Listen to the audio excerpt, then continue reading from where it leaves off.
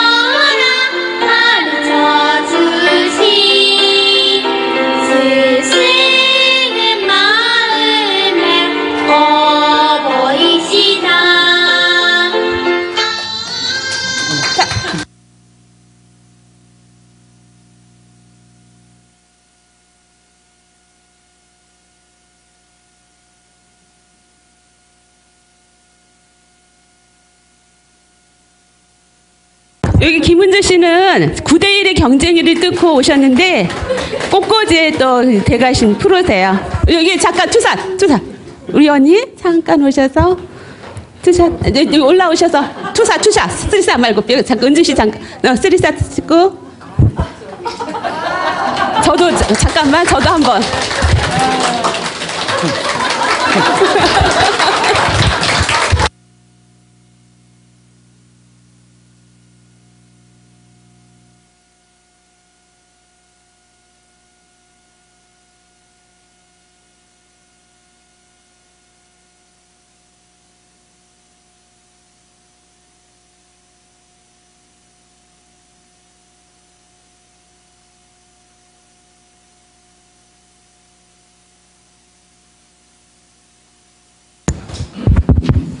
자, 데일리 봐보세요. 1번.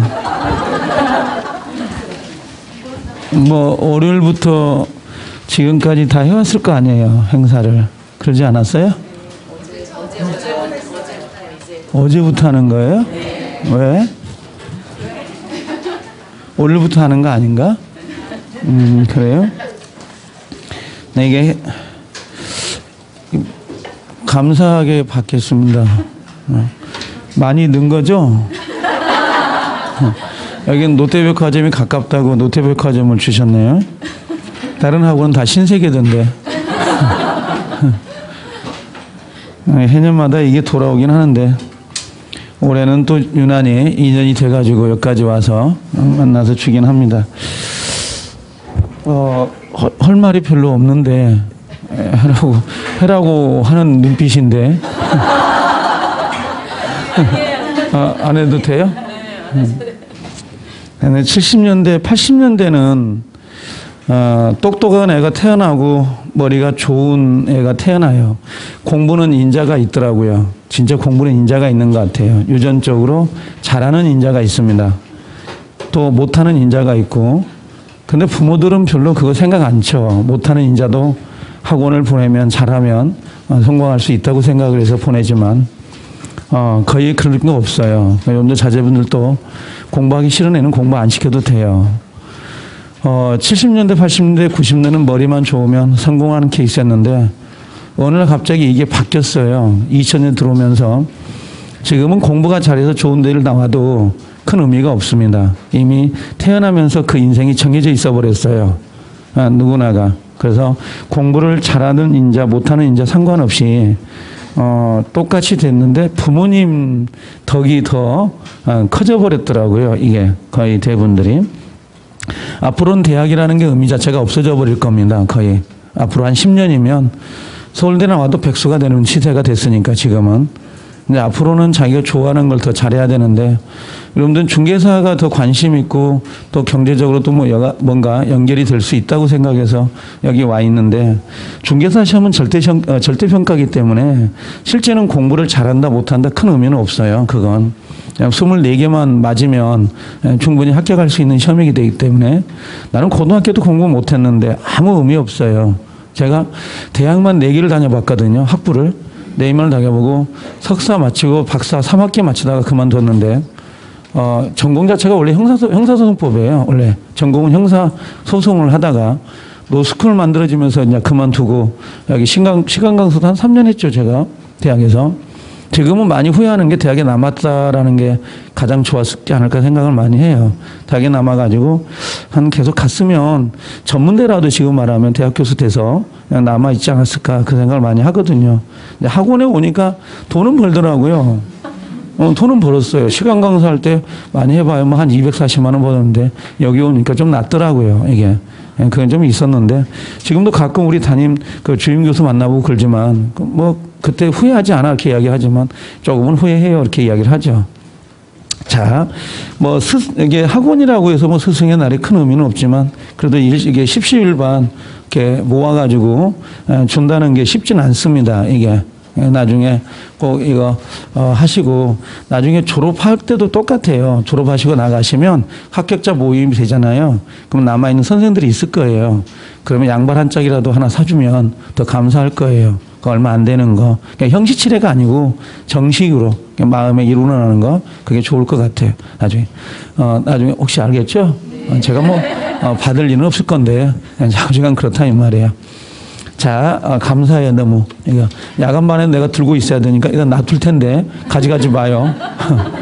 주간반만 모으진 않았을 거예요. 야간반도 분명히 모았을 거거든요. 그래서 내가 어제도 야간반 학생들한테 너무 감사하다고 이야기를 했었는데, 저기 책상에 놔둘 거니까 주워가면 안 돼요. 자, 이제 데일리 봐볼래요? 자, 그래서 합격하세요, 꼭. 오늘 데일리가 원래 좀 저당권하고 갖다 놓은 건데 지금 내가 저당권을 4문제를 냈어요. 여기서 한 2문제 정도가 나오지 않을까 생각을 해서 갖다 놨고 공동저당은 일부를 일단 뺐습니다. 공동저당은 나중에 계산 문제가 들어갈 건데요. 자, 먼저 1번 봐보세요. 지문을 하나도 버리지 마세요. 다 알고 계셔야 될 지문들이거든요. 저당권 효력이 미치는 범위 중 옳지 않는 거라고 돼 있는데요.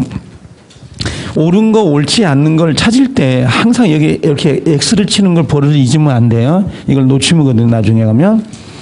1번에 보면 저당권 설정 후에 건물이 증축이 됐어요.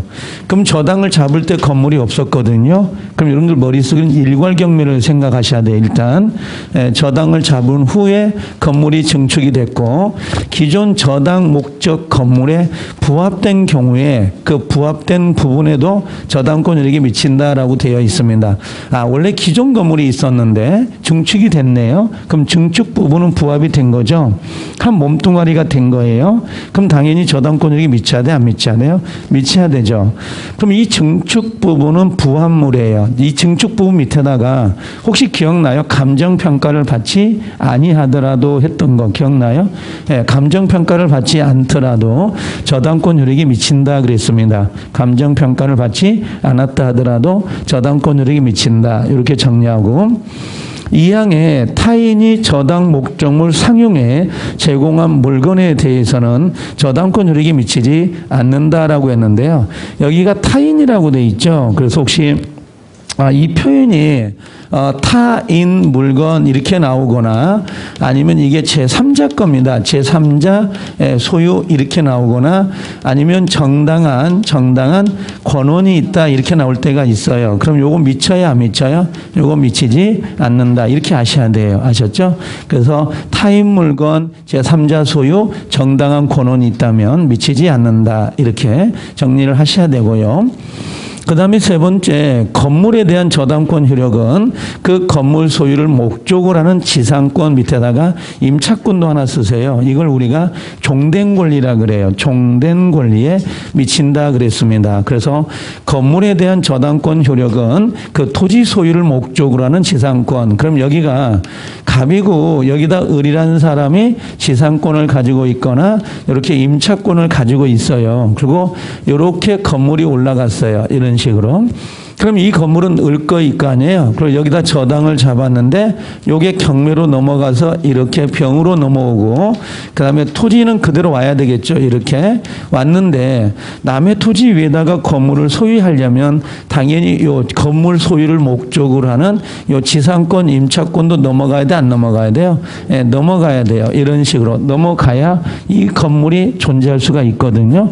이걸 우리가 뭐라고 하냐면 종된 권리 이렇게 이야기하죠. 그래서 여기 지상권 밑에다가 임차권도 쓰고 또 하나 쓴다면 여기는 안 나와 있을 것 같은데 여기 대지 사용권도 하나 써놓으세요. 대지 사용권도 이게 종된 권리예요. 상당히 중요한 지문들입니다. 정말 중요합니다. 버릴 수가 없을 정도로. 4번에 저당 목적물이 매매됐어요. 매매대금이 세무네요. 매매대금 세무. 매매대금에 대해서도 저당권자가 물상대의를 할 수 있다. 물상대의는 매매 목적물이 멸실해야 돼요. 이게 멸실. 멸실이 되거나 또는 뭐가 돼야 돼요? 훼손이 되거나 또는 수용이라는 거 있죠? 수용이 되어야 돼요. 멸실, 훼손, 수용이라는 게 있어야 됩니다. 그래서 매매대금이나 차임 같은 거 있죠? 여기다 차임도 하나 써놓을래요? 매매대금하고 밑에 차임이요. 차임, 월세라고 하는 거 요것들은 당연히 물상대의가 나올 수가 없습니다. 그래서 매매대금 차임은 물상대의가 나올 수 없다. 이렇게 정리하시면 될 것 같고 그 다음에 5번에 저당권자가 물상대의를 행사하기 위한 요건으로서 지급 또는 인도 전에 압류를 해야 되거든요. 그 압류 동그라미 치고 압류는 반드시 저당권자가 압류하는 게 아니라 제3자가 압류해도 상관없습니다. 제3자가 압류해도 상관이 없는데 4번하고 5번을 같이 묶어놓으면 좋을 것 같아요. 4번, 5번은 물상대의를 인정하는 거니까. 정답은 몇 번이에요? 4번. 자, 2번. 저당권 효력에 미치는 범위에 관한 설명 중 옳은 거, 이제 옳은 걸로 바뀌었습니다. 옳은 거 동그라미요. 자, 첫 번째, 저당권 설정자가 보통 채무자죠. 저당권 설정자가 저당 목적물로부터 저당권 설정 이후에 수취한 과실이라고 돼 있거든요. 이 과실은 원칙은 미쳐요, 안 미쳐요? 안 미치는데 언제 미쳐요? 언제?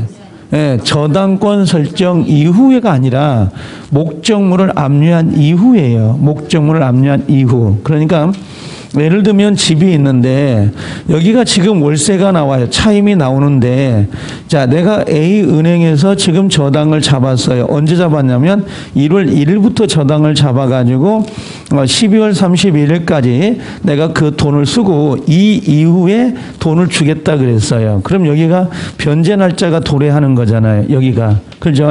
그럼 여기서 매달 월세가 나와 안 나와? 나오죠. 그 월세는 누가 먹어요? 여기에 갑이라면 갑이 가져가야 되겠죠. 그렇죠?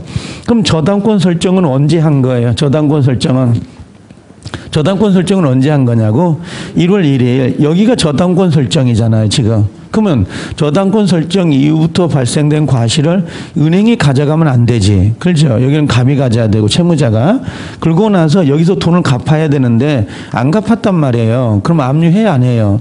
은행이 압류하지. 그 오피스텔을. 그때부터 과실이 넘어가는 거야, 은행에.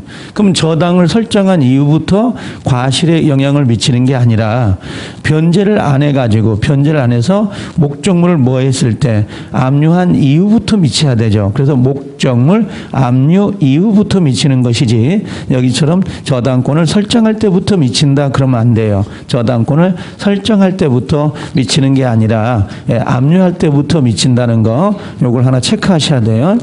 여기가 틀린 거예요. 여기 목적물을 압류할 때부터 이렇게 바꾸셔야 돼요. 목적물을.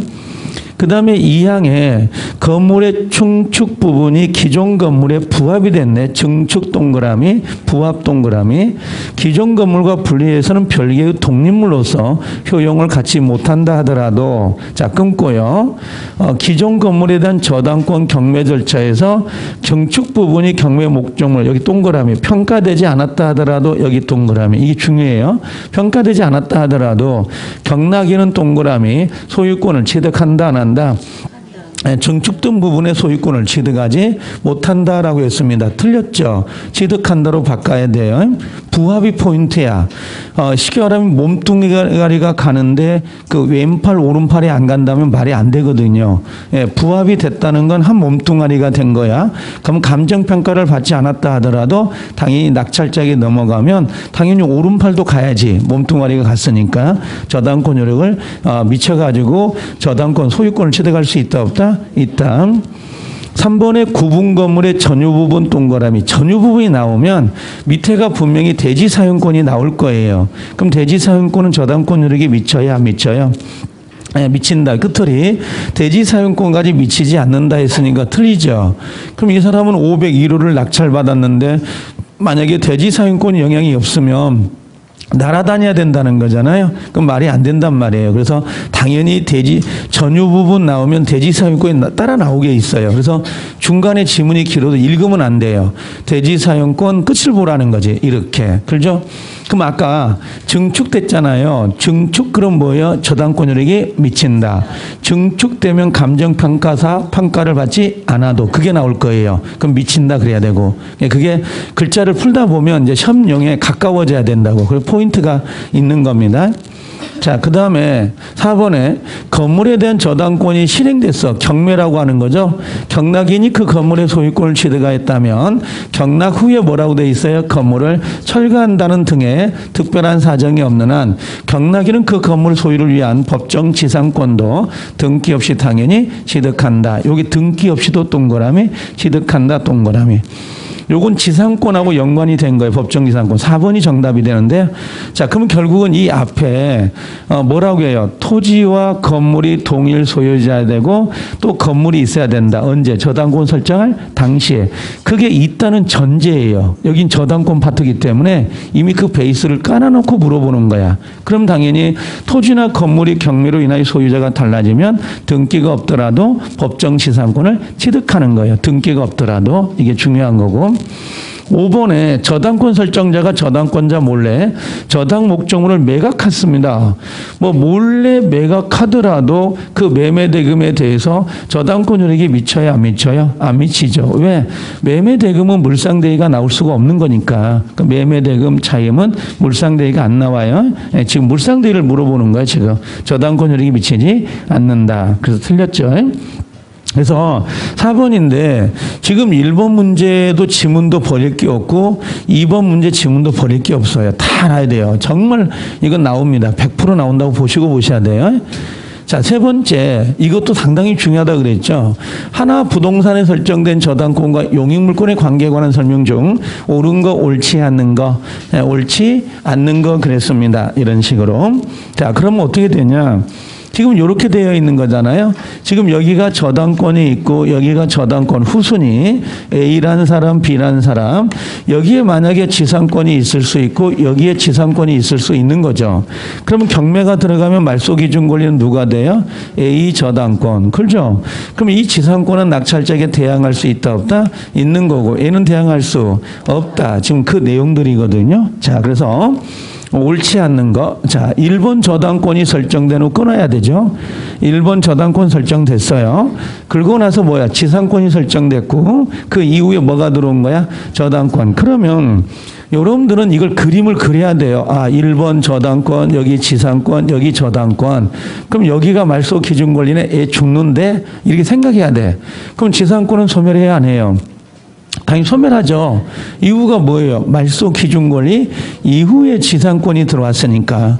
옆에다가 그림이 안 그려져 있으면 일단 읽기 싫어요. 이 지문을 읽기가 싫다고. 그럼 답을 반쯤 포기하는 거야.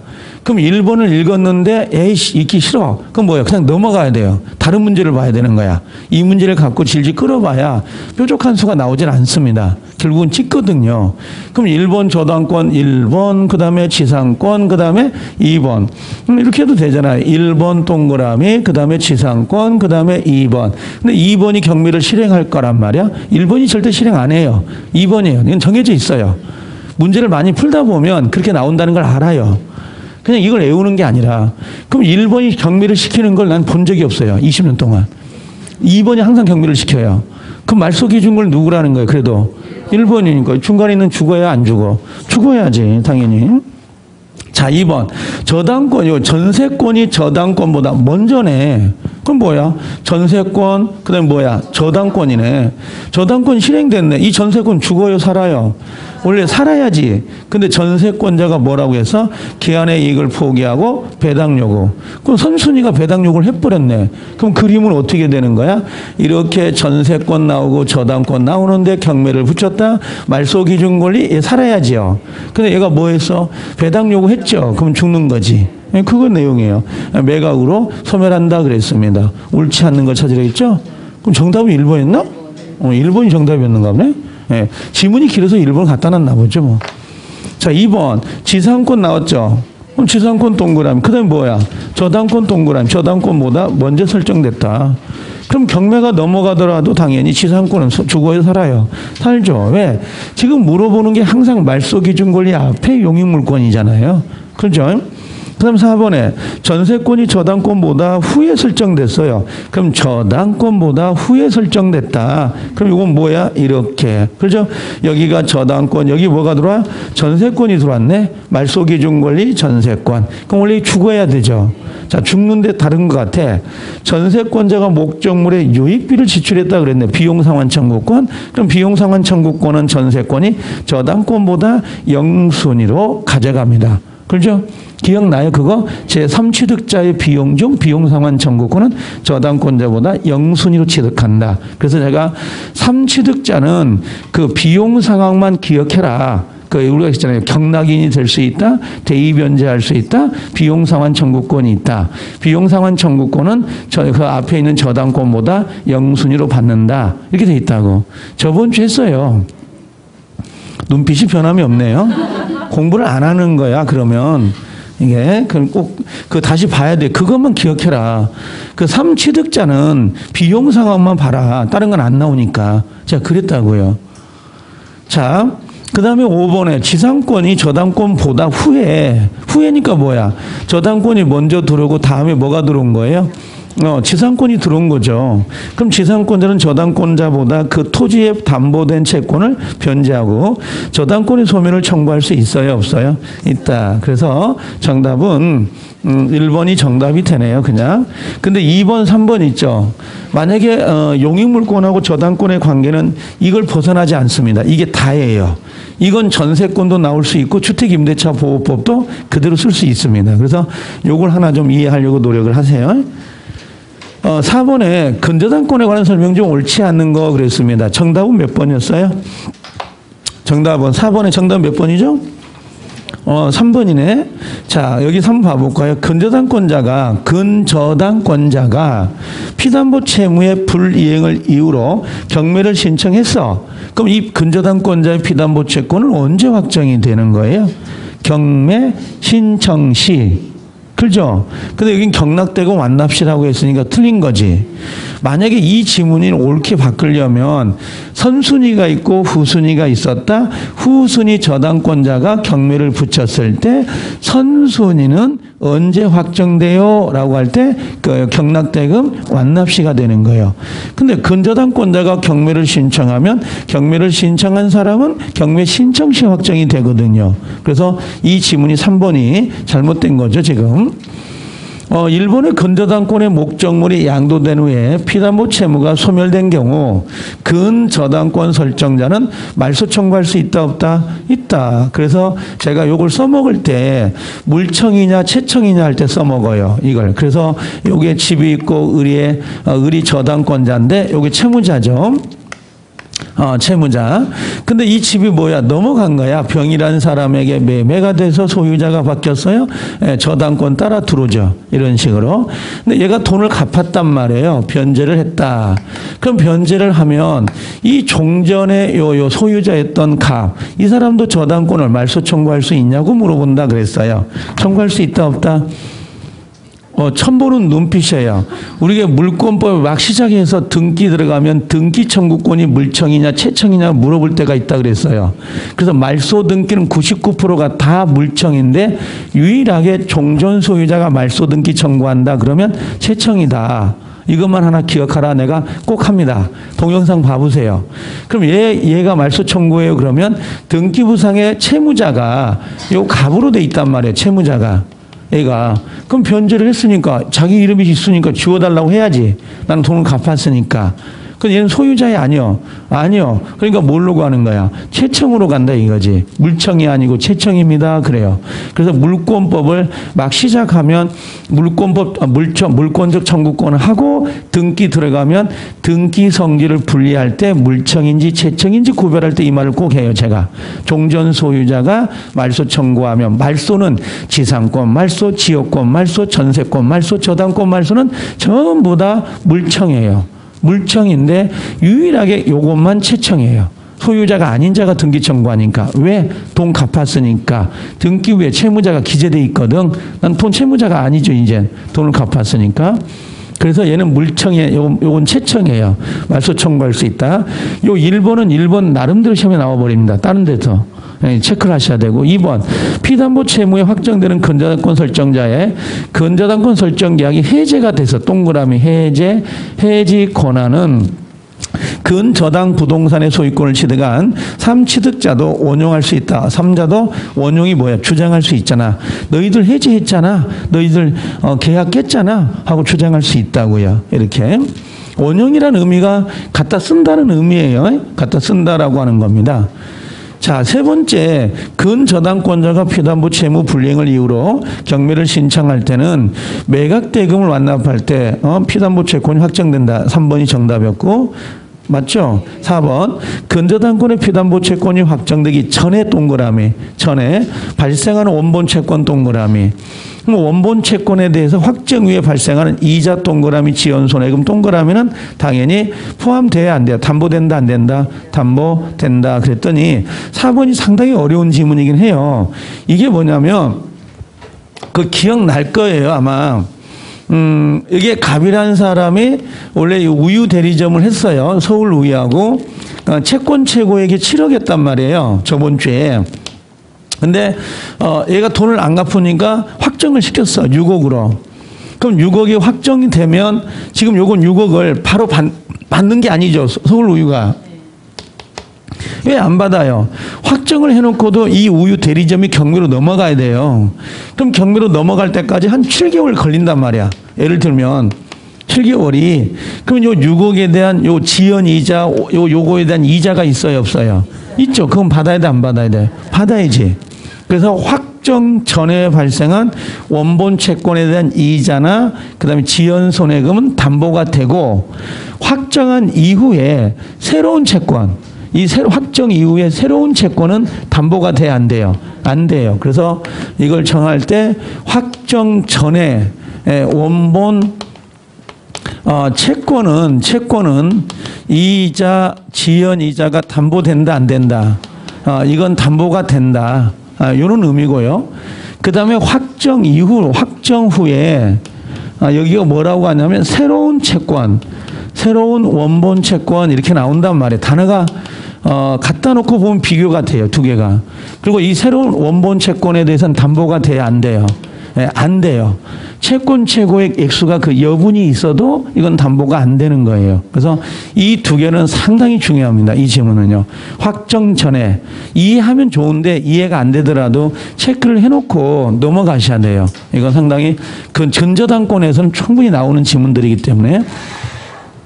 그 다음에 5번에 확정된 피담보 채권액이 채권 최고액을 초과할 경우 이렇게 있죠. 초과 동그라미죠.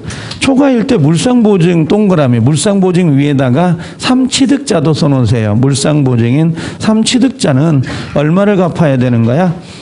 채권 최고액 동그라미, 최고액을 변제하고 말소 청구할 수 있다. 그죠? 채무자는 얼마를 갚으면 돼요? 채무자는 전액을 갚아야 된다. 최고액이 아니야. 채무자는 전액.